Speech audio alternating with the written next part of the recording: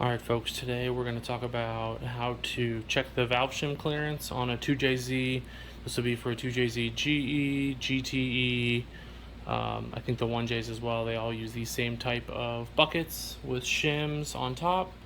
I'm going to show you how to check the clearance on the intake and exhaust side, and I'm going to show you how to use the special tool to get the shims out without taking the cams out. So let's get started. First, we're going to look at the top here. I've started pulling some of them out already. I'm going to look at the engine and see which cylinder is next to be at top dead center. So I can see right here the number 2 cylinder intake side is close to being TDC. So I'm going to go ahead and rotate with a 22 millimeter wrench here. I'm going to rotate until the cam lobe is facing directly opposite, straight up from the valve. So here we go to rotate.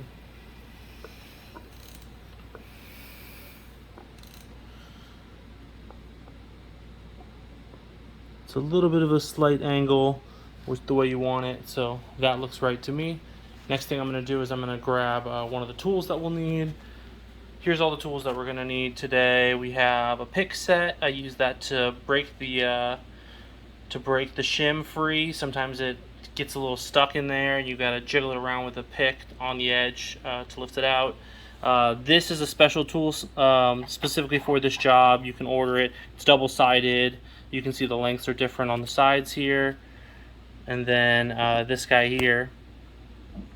This guy here is what you'll use to depress the valves, and then this is how you hold the bucket down. I got a flathead. Sometimes the shims need a little persuasion to get shoved out or in, so I'll use a flathead for that. And then this is our feeler gauge that we're going to use to check clearance. Okay, back on top here, we're looking at the number 2 intake side, and I know the clearances on that should be 0.006 to 0.010, and that's what I have both here. I'm looking for the 0.06 to fit and the 0.010 to fit somewhere in the range there. Okay, here's a good example of one shim being good and one shim being no good. So this valve right here, closer to me, I'm going to try it with the 0.006 shim. You can see I'm just sliding it in from this angle right under the valve. It goes in smoothly, no problem. I put in the 0.010 shim and it won't go in. So I know the clearance is more than 0.06 and less than 0.010. So we're good on that one. This back valve here, I'm going to go ahead and try my 0.06, and it goes all the way in, no problem, to the 008 slot that was on that shim. This is a 6 to 8, so that I know it's larger than 0.08. Now I'm going to use my 10, and it goes in with the 10, and it goes all the way to the 12. So this shim is a 0.010 to 0.012, so I know that this is now over the clearance. So the next thing I'm going to do is get the next size up shim, try that, and see if that size fits, so that I know the difference that I need, how much I need to reduce the clearance by getting a taller shim, thicker shim. When I pull this one out, I'll measure it, and then I'll try to pick a slightly larger one once I know what size doesn't fit, what feeler gauge doesn't fit. So let me grab the right one. Okay, so after going through a few more shims, it ends up being that my 0.010 is the limit for what this valve will take. So it's just 0.002 out of spec. So when I take this shim out, I'm going to try to find something that's 002 to 006 larger to get us within spec. So I'm going to show you next how to position the tool and get that shim out. Okay, so the next thing we're going to do, it's this valve here that we're going to, I flipped the camera, reposition the camera, so now this is the valve here that we're going to pull the shim out of and measure it and try to find one that's slightly thicker, because the clearance is a little bit too loose. So what I'm going to do is I'm going to take my special tool here, this guy here, I'm going to put it carefully. Oh, sorry, I need to go from this side. You want the rotation towards the middle channel. So I'm going to actually cross over to the other side of the engine. I'm going to put the something that I found that's helpful for this is in each bucket, and I'll show you here. See if I can clean this out. This engine was just assembled, so there's assembly lube on it, but I will show you on each bucket there's a little notch in it. That's where I like to put the other special tool, and I'll show you what I do. What I like to do is I will turn it sideways with my finger to where it's basically facing directly sideways this way. And then I'm going to wedge the tool in, and you'll see I'm going to lock it in. And once I have it locked in, I'll show you kind of step by step how we're doing this. We're going to hook it with the pliers, and then we're going to lock it in to the tab. You'll see that right here I'm turning the tab that's right here, turning it to the middle where it's basically directly under the center of the cam. Resetting the camera here. Okay, so now what I'm going to do is I'm going to take the pliers. Got a light here. I'm going to just make sure this is where I need it to go. I'm going to put the pliers as close as I can get it to the cam lobe. Oh, takes a little bit of finesse. So I'm going to put it as close as I can to the cam lobe. And then I'm going to try to pinch it and compress the valve. And when I do that, I want to try to leave room for the tool to go into the slot where I want to put it. So now I can let go of it. It's going to stay right there. I don't know if I've got it this time. Sometimes you've got to release it and try it again.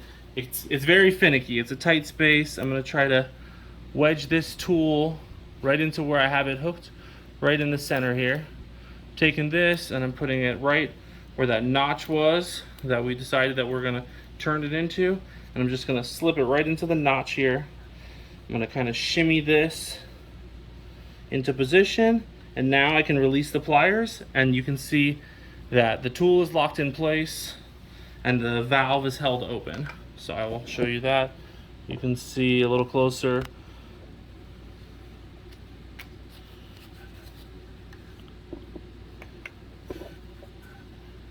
Open right here. You can see the tool is locked in place in the little groove. Trying to get you a picture of that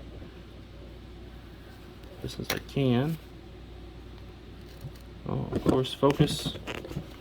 Focus. So I have the tool hooked into the channel on the side of the bucket. And then the valve is held open down. So now I can try to get that shim out. Reset the camera. And again, you might have to try to reset the tool in place more than once. I'm going to feel with my finger. See, I'm trying to rotate the shim and it's not rotating. So you should be able to, once it's locked into place with the tool, you should be able to take your finger or another tool. Oh, it is rotating slightly actually. You can see I'm able to rotate the shim on the top. That means that the shim is loose enough for me to try to take the next step to get the shim out. So now what I'm going to do is I'm going to take the pick. Sometimes you got to figure out for your space. So what you want to do is the shim has to go towards the outside, towards the manifolds. So the intake side valve, the shim has to come out the back. And on the exhaust side, it has to come out towards the back as well, which would be towards the exhaust manifold. So what I'm going to try to do is I'm going to try to hook the edge from the back side. Just kind of grab the lip of the shim. I can see it's pretty freely rotating, but you want to try to hook it a little bit. You can also try the magnet. It's a little bit of a finesse to it. Sometimes you need to try a different hook. Sometimes you need to switch, like I said, with the tool position, or rotate the shim around a little bit so that it can kind of get freed up. I'll try and stick the magnet in there again from the back side just to kind of get it loosened up in the bucket so that it's ready to come out. This is just a small magnet. You want to get a small magnet as you can into there. You can even pick it from the other side just to get it propped up. So I'm going to use the straight pick for that and try to poke it up if I can.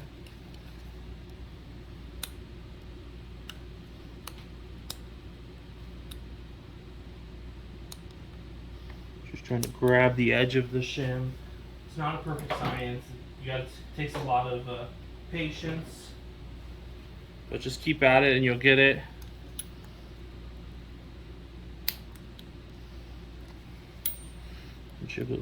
Jiggle the tool a little bit, make sure I have enough room. I can see the shim is rotating freely. Should be able to get it out.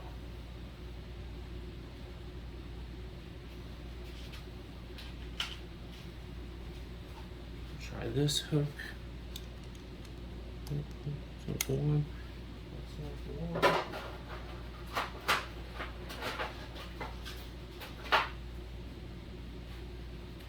This one.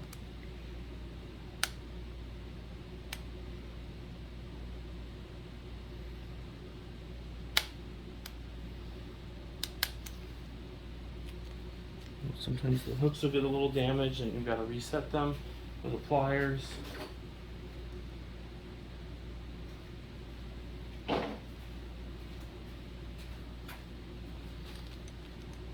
This is very tedious, like I said. Oh, I got it. Oh, there it goes. I got it. I'll show you how that looks on the back side here. So, shut my other light off.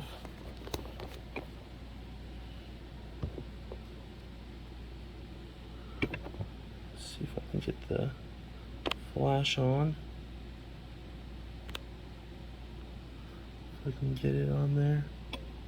You can almost see the shim is lifted up out of the bucket. So the next thing I'm going to do is I'm going to get the magnet and try to pull it towards me, towards the back.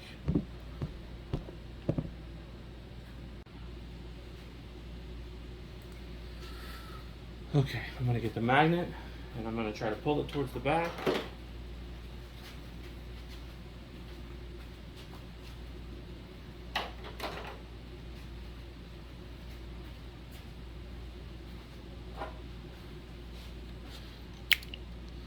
See, it immediately grabbed, and here's our shim. Now I'm going to measure this, and I'm going to find one slightly thicker.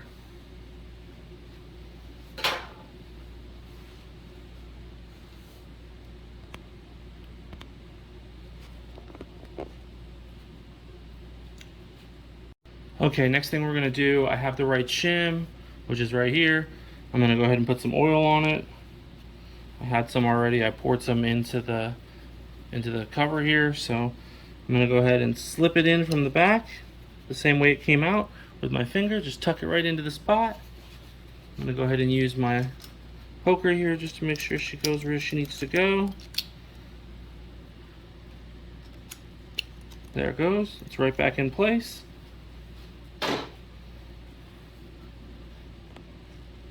Now all I need to do is wiggle my tool out. That clicking noise is the valve closing, and I can see that I've done it right because the shim, the bucket, is able to move freely. Now I'm going to go ahead and measure the clearance again with my feeler gauge and make sure that we're within the 006 to 010 range now. So let me grab my feeler gauge.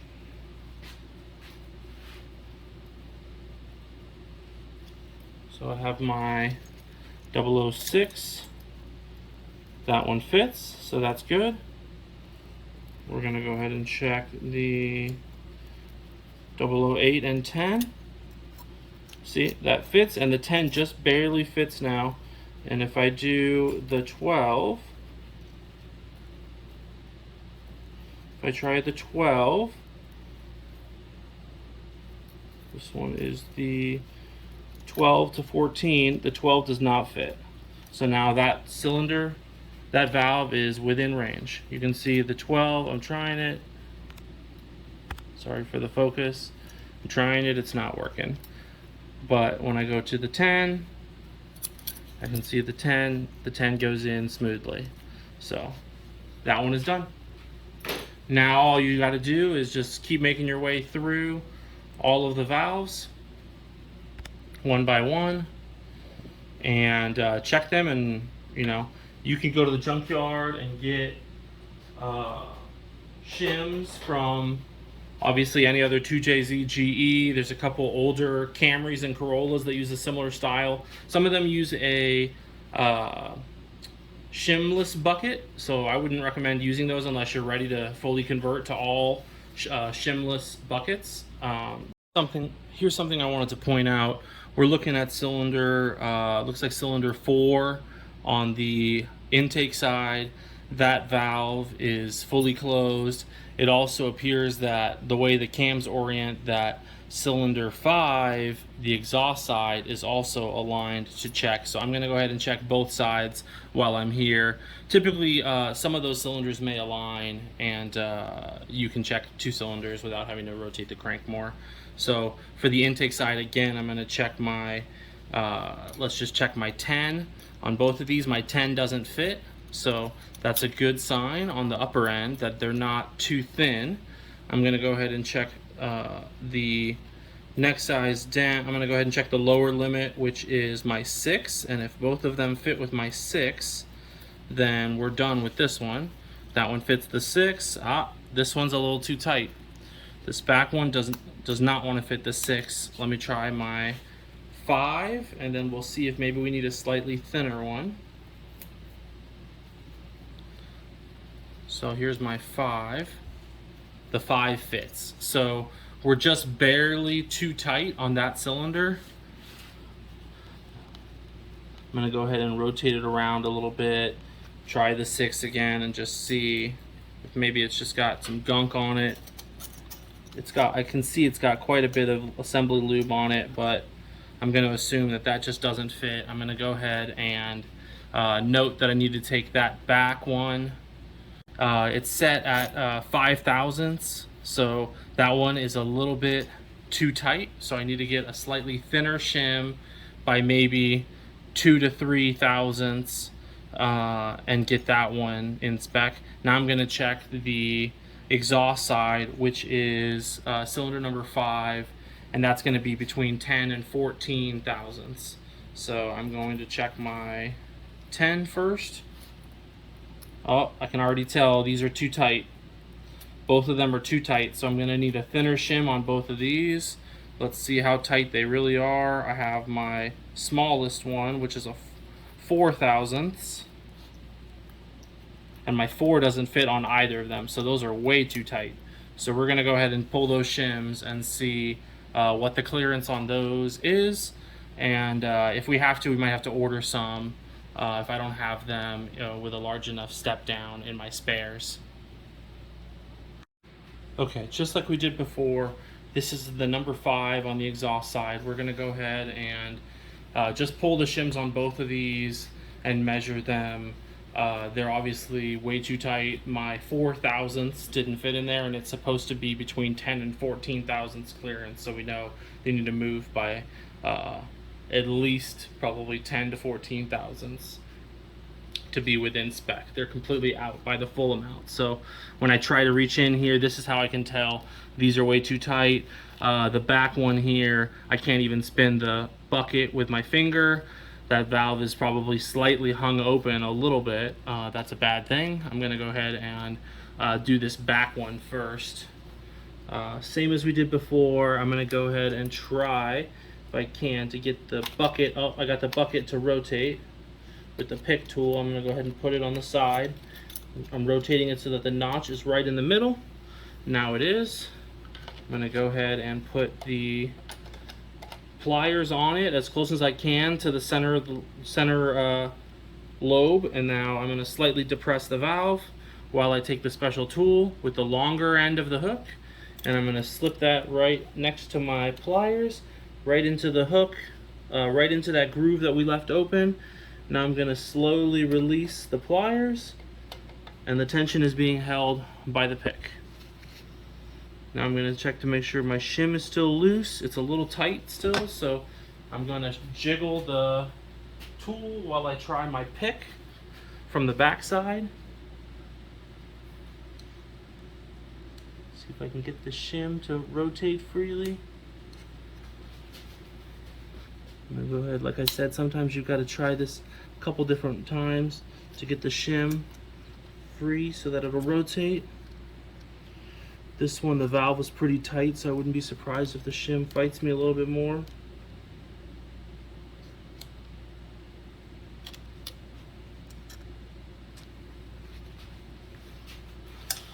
So if it doesn't want to get into position and release off the valve, off the now I did. See, I just moved the tool a little bit outward and now the pressure is released off the shim.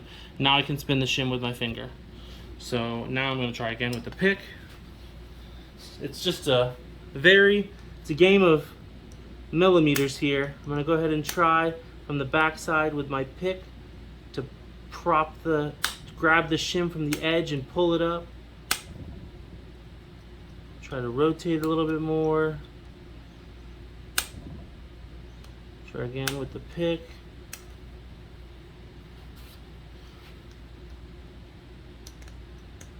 Trying to brace it a little bit against the head and use some leverage to try to pop the shim out.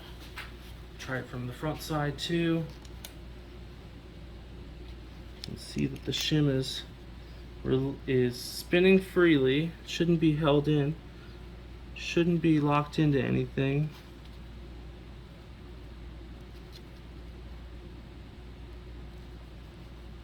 Oh, I just moved it and now it's tight again. I'm going to go ahead and put the pliers back on it and reset the tool. So let's go ahead and try that. Release the tension and the tool comes out. I'm going to go ahead. I can see that my groove isn't really where I want it to be. So I'm going to go ahead and turn the groove again where it needs to be, right in the middle, if I can. Oh, that shim is very tight. I'm going to try and go down, see if I can grab it with my tool here, turn the bucket.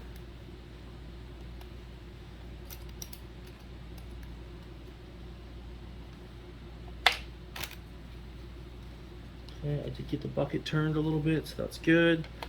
I'm going to try it again here. I'm going to go ahead and compress the valve, stick my tool in, make sure it's compressed all the way, slap the tool in, and now we'll release the pliers. Still binding on the shim.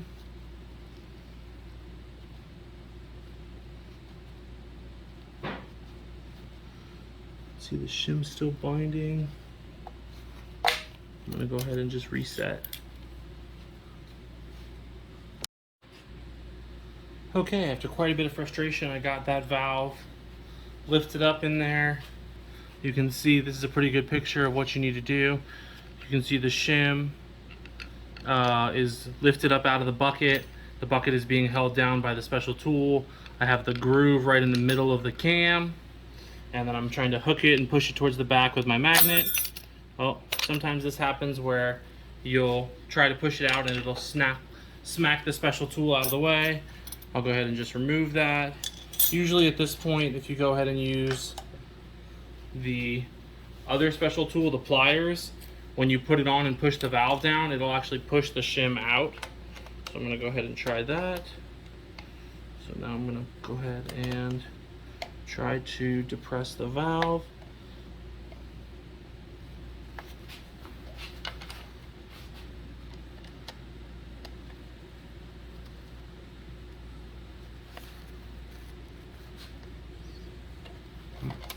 Shim's kind of good and well stuck in there. I'll go ahead and try it again.